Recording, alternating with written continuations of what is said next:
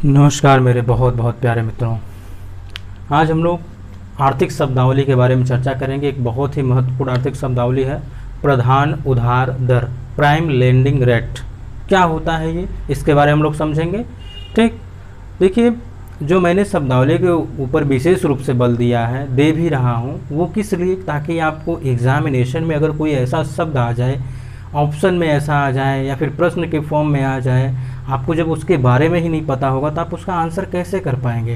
तो इसीलिए मैंने क्या किया है, आर्थिक शब्दावली और पर्यावरण से भी संबंधित जो टर्मिनोलॉजी होती है, जो शब्दावलियाँ होती है, उसके लिए भी मैंने बहुत सारे वीडियोस बना रखे हैं। आप क्या करिएगा, इस चैनल पर आकर के कई प्लेलिस्ट है, उस पर आके आप देख सकते हैं और ये जान सकते हैं कि कैसे किसी टर्मिनोलॉजी कैसे समझा जा सकता है।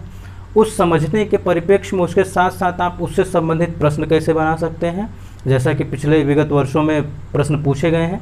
तो उसी रूप में, उसी श्रृंखला में, उसी क्रम में आज हम लोग क्या करेंगे, प्रधान उधार दर के बारे में समझेंगे। क्या है ये प्रधान उधार दर? वह दर होती है जिस पर वाणिज्यिक बैंक अपने सबसे विश्वसनीय ग्राहकों को ऋण देने के लिए तैयार होते हैं।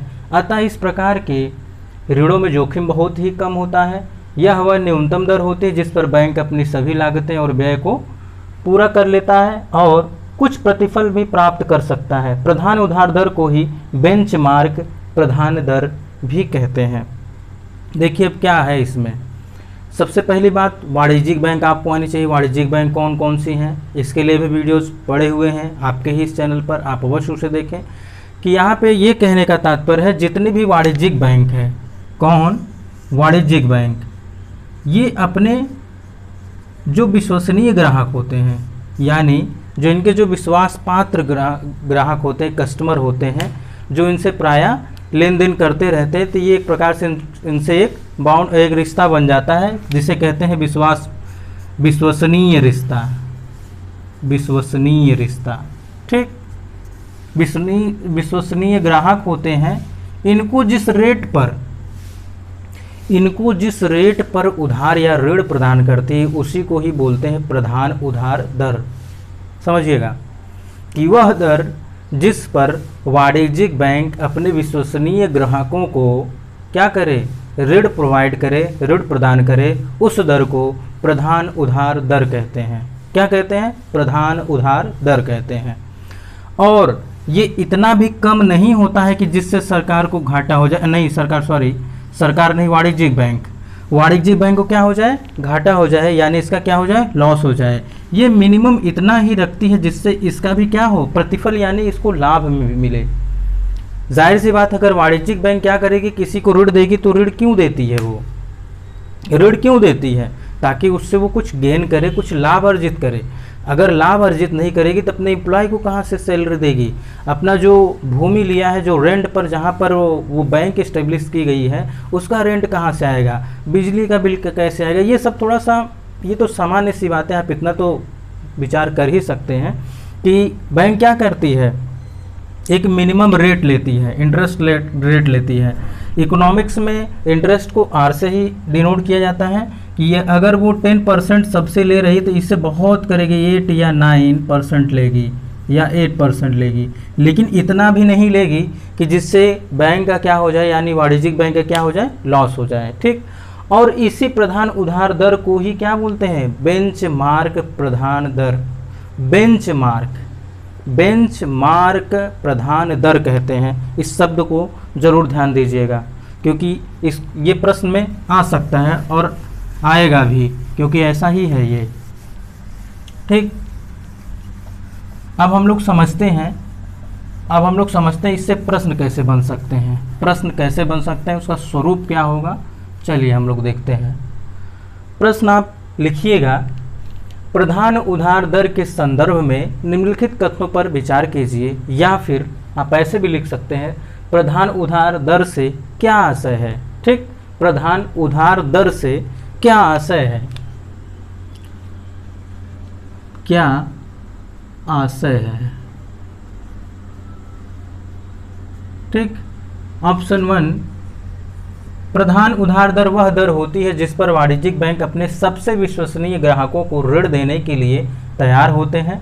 अतः इस प्रकार के ऋणों में जोखिम कम होता है। ये जोखिम से क्या तात्पर्य है? जोखिम मैंने नहीं इलेबरेट किया। जोखिम से ये तात्पर्य होता है कि अगर उसको दिया है उसने ऋण, यानी वाणिज्यिक बैंक ने अपने विश्वास पात्र ग्राहक को ऋण दिया है, जिस रेट पे दिया है, ऐसा तो नहीं कहीं वो दिवालिया हो जाएगा, ऐसा नहीं होता है, ऐसा मैक्सिमम नहीं होता है, कभी कभी हो भी जाता है, वो अपवाद स्वरूप है, ठीक। लेकिन क्या होता है, इसमें जोखिम कम होता है कि इतना में मैंने दे दिया है, अब क्या किए करेगा, नहीं देगा, ऐसा नहीं होता है मैक्सिमम, ठीक।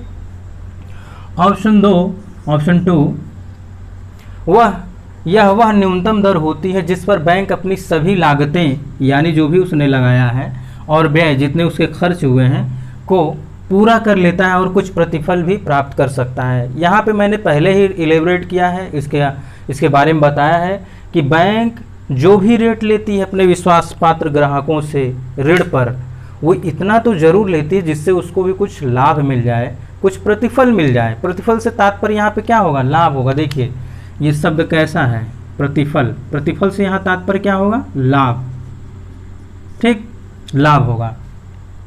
क्या करेगी, इतना मिनिमम रेट तो रखेगी ही जिससे इनका खर्च भी हो जाए, जो खर्चा इनका डेली का है, और इन्होंने जो लगाया है उसका भी क्या करेगा, क्या करेगी, ये भरपाई कर लेगी, उसके साथ साथ ये लाभ भी अर्जित करेगी। ऑप्शन 3 प्रधान उधार दर को ही बेंचमार्क प्रधान दर भी कहते हैं, ठीक।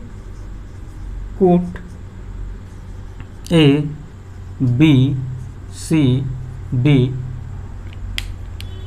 केवल 1 2, केवल 2 3, केवल 1 3 और उपर्युक्त सभी। अभी तो देखा आपने कितना मजेदार ये प्रश्न बन गया। अब क्या कर सकते हैं आप, यहाँ पे तो आप जान गए। अगर आप नहीं जानते प्रधान उधार दर को, आप एग्जामिनेशन में बैठ गए और आपको पहले ही यही प्रश्न मिल जाए जो इकोनॉमिक्स से संबंधित है, अर्थव्यवस्था से संबंधित है, तो आप क्या समझेंगे, प्रधान उधार दर क्या होता है, ये कैसा होगा, तो आपको लॉजिक लगाना पड़ेगा, तुक्का लगाना पड़ेगा। हो सकता है आप सही भी कर सकते हैं बाई चांस, ठीक, लग बाई चांस कभी कभी होता है, और कभी कभी समझ में नहीं आता आप तुक्का मार देते हैं, गलत हो जाता है। तो आपको क्या करना है, इसको समझ लीजिए। देखिए एक ही प्रश्न में आपका ये टर्मिनोलॉजी खत्म हो गया। अब आप क्या कर सकते हैं, इसमें चेंजेस कर सकते हैं, ठीक। अतः इस प्रकार के ऋणों में जोखिम बहुत होता है, ठीक। और आप क्या किए, प्रश्न पढ़ रहे थे, आपको आ भी रहा था, ऐसा नहीं कि आपने पढ़ा नहीं था, आपने पढ़ा भी था, लेकिन इतने जल्दबाजी में थे कि आप यहाँ जोखिम बहुत कम के बजाय क्या लिखा है, आप इसको हेर फेर को नहीं समझ पाए। लाभ के बजाय कुछ हानि भी हो जाता है, यहाँ पे लिख सकता है, चेंज कर सकता है। प्रधान उधार दर को ही बेंचमार्क प्रधान दर कभी कभी कहते हैं या नहीं कहते हैं। तो ऐसे क्या किया जा सकता है, इस प्रश्न का स्वरूप बदला जा सकता है। कैसे बदला जा सकता है, इसमें कई सारे हेर फेर करके, कई सारे चेंजेस करके। तो आप क्या करेंगे, पहले इसको प्रधान उधार दर को समझेंगे, पढ़ेंगे, विचार करेंगे, फिर उसके बाद इसके प्रश्न को समझेंगे, फिर उसके बाद क्या करिएगा, कम से कम इसमें 2-3 ठो इधर उधर हेर फेर करके 2-3 शब्दों का और तीनों ऑप्शन के साथ थोड़ा सा हेर फेर करके उसके बाद क्या करिएगा, प्रैक्टिस कर लीजिएगा। ये आपका टेस्ट सीरीज भी तैयार हो गया और ये आपकी टर्मिनोलॉजी भी तैयार हो गई।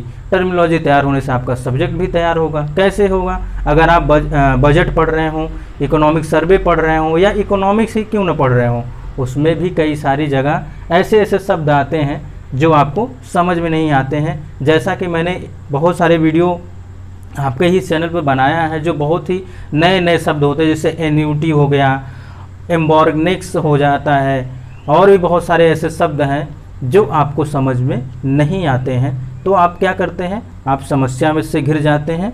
यदि आप उस समस्याओं से दूर होना चाहते हैं, उससे निजात होना चाहते हैं, तो आप ज़रूर उस सारे वीडियोज़ को देखिए। और अनुच्छेदों के बारे में भी वीडियोज़ पड़े हुए हैं, आप अवश्य देखिए, आपको बहुत ही लाभ होगा। और आप भी स्वयं लाभ उठाइए, अपने मित्रों को भी लाइक और शेयर करिए और ख़ुद भी लाइक करिए, ठीक। मिलते हैं मित्रों, आज के लिए बस इतना ही। हम लोग मिलते हैं नेक्स्ट वीडियो में नए टॉपिक के साथ। तब तक के लिए नमस्कार।